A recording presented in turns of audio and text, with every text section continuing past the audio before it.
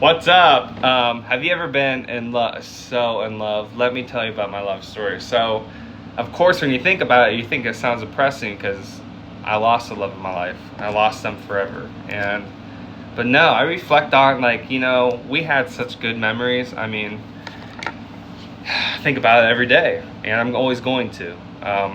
So let me tell you about my love story. All right. So you can make this a positive, right? Sure, there's a lot of what ifs and regrets and stuff like that, but like it's done and over with and moved on. But I've never really thought about and reflected on it, like, because I always had a negative thing about it. I was like, man, I hate that, blah blah blah blah, negative that. Then I was like, let me look at the good, I minimize all that. The life experiences I got to have because of that love, because of that bond, that special experience. You know what I'm saying? So let's dive into it. So I tried to talk about this before. I was too graphic, too intense, and I got those guidelines. So I'm gonna try to keep it PG this time. It's hard because I'm just so passionate. This love is so intense, dude. Let me tell you about it. I know, get to it, right, hack? All right, so once you go hack, you never go back. So, anyways, 18 years of my life. I'm 34, so over half my life, same love. I mean, it kept kind of, it was maybe more than one, but like it always went back to that first love, So, who was the love of my life? You ready? I mean, hopefully they're not watching this. I don't think they would. But anyways, it's not personal. So, addiction. Now, before you scroll, let me explain to you what true love is, because this can go with people. I never experienced it. I never fell in love with a person because I was in love with addiction. I mean, I'm getting goosebumps talking about it. Seriously, I still feel that excitement.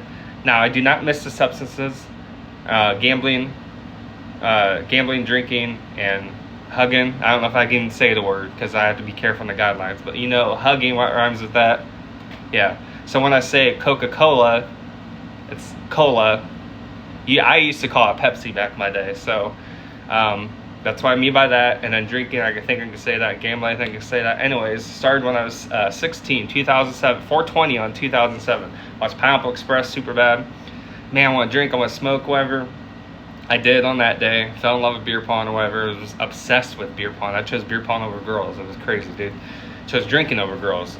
Chose all my addictions over girls. But anyways, so drinking was my thing. I knew I had the problem like within the first couple weeks. Like I would black out all the time and just not stop. I was like, I don't know how to stop once I start. And I was like, this is an issue, dude. I'm 16. And so I knew I was already trying to get sober right when I started. I kept going back and forth and did that all 18 years.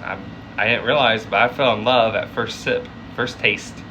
So what, Natty Ice, whatever. This is before I was gluten-free. I think Natty Ice is one of those cheap ones. Keystone, when we started upgrading, Natty, Keystone, Busch Light, kept upgrading or whatever, and then you finally get the Bud Light or whatever, or Heavy Bud. But yeah, now or not now, but once I got gluten-free, for me it was, lots of liquor. Jaeger bombs was my thing, but Angry Orchard on tap, ciders, but Angry Orchard on tap was my thing. That was my love.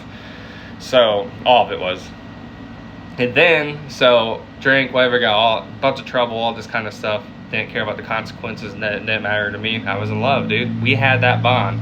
Finally, it got kind of old. I was like, I need something different. I'm tired of going to rehab, stuff like that. Tired of going to jail. And everyone in rehab would be like, I'm sober, but they would drink. So I'd be like, what? I was like, okay, I'm going to stop drinking and start doing hugs and say I'm sober. And I did do that. Guess what? I picked up another addiction. So did Coca-Cola a lot. Took a lot of hills. These hills have eyes, you know what I'm saying? Did a bunch of those and then did that for 3 or 4 years. Then finally took a break from that. And then gambling comes along. Sports gambling became legal in Ohio, but I was already doing the Keno stuff, the lottery, mainly Keno, and that was definitely the most costly. Like, the debt I have in that is more money than people could never think of. Like, you had that much money? I did. I won a lot, but I definitely lost a lot more I won. Yeah, a lot of W-2s on that. All my stuff gets garnished, is what it is. Probably be like that forever. So it's crazy because I wasn't a dealer, you know what I'm saying? Because they have had a lot of money, but with gambling, I had a lot of money, so it was like my version of it. But anyways, try to take a break from that, and then all of a sudden, all three at the same time. And boy, the bonding I had with that just, you know, like a dog, when you get home from work and the dog gets all excited, jumps up the tail's wagging. That's me when I'd get a new Coca-Cola, or, you know, get a fresh drink, or see the keynote light up or whatever. So my draws are start to play or whatever. And when you get three in the same day, it's like, oh my gosh, like I would go to a sports bar or whatever, drink, eat, play keno, feel a little tired, go home, drink some Coca-Cola, and then get energized, go back at it. And to me, that was a perfect day. That was the day. That's a great day to me. I love the bonding, you know, sitting with people I don't know, because I don't like people, so it's like cool. I know this is gonna be a short conversation talking about sports or random things. You know, I've been to Vegas, stuff like that. But the bonding I had with those substances, the feeling I got, I can't say that word right. I have like 2 brain cells left, so like it's hard for me to not stutter, and had a lot of seizures too, a lot of head injuries, but like there's a lot to it, man. But I'm lucky to be alive. So I don't miss doing it. I'm not going to do it again. But the bonding and the feeling, that love at first sight, like you get home from work and you're just having that, you ready to tell your partner everything, do this and that. That was what I had with those things. Like, it's like, man, I had a bad day. That was crazy. You know, just like, that was my way of just finally get the cuddle and just, you know, with that kind of stuff. That was love, man. I'm telling you, it was like, if I could find that in a person, because I defended those things, I was passionate about it, I justified it, everything. There was nothing wrong with it. I was the problem. That stuff was not the problem. It's like, I just need to like not get caught. Like, I need to get off probation. I need to do this and do that. Like, I'm working 70, 80 hours a week, living with my mom, no rent, nothing like that. I just had my phone bill. That was it. You think I'd be rich working those kind of hours? I've worked 32 days straight, 12-hour shifts, not a dollar. I gambled all of it away and did the other stuff too, obviously. But like, and I got paid every 2 weeks, so that was tough, man. Like, of course I'd win, and when I win, I'd spend it on stuff to celebrate and then go lose it. It was crazy. Addiction is crazy, but I don't blame addiction. I choose to use. I am the problem. There's nothing, you know, that stuff is there no matter what. Like, I choose to use it and go back to it. It's like a toxic relationship. Like, it's crazy. I love that crazy, dude. Like, manipulate me, make me feel good. Even though I know it's fake and wrong, I love that feeling. I'm going to keep going back. And that's what I did for 18 years. I'm 7 months sober right now. Sunday, I'll be 8 months sober. But you can't front it, can't look at it like that. I'm sober today, and that's all that matters. But I'm telling you, that kind of love, like, if you date an addict who can, like, turn their stuff around, they have that heart. They have some smarts in them, because we figure out shit. We are persistent. We get what we want. We want that fixed. We're gonna find a way to get it. Now, if you can turn that to love with a person, like, I'm gonna make sure my partner's happy. I'm gonna do whatever it takes to make sure they have a great day. They're having a bad day, I'm gonna cheer them up. You know, we're a team.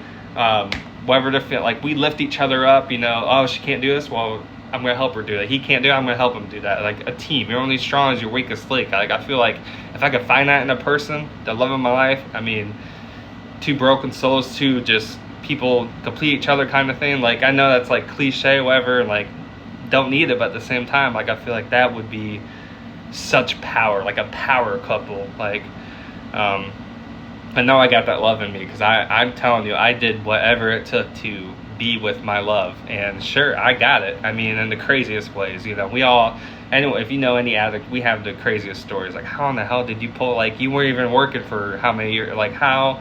We just figure it out, dude. So like love, you're just figure it out. Like, you stay committed to it, right? You stay in love with it. You stay faithful to it. That's why I did it with addiction, man. I was committed. I was faithful. Didn't cheat.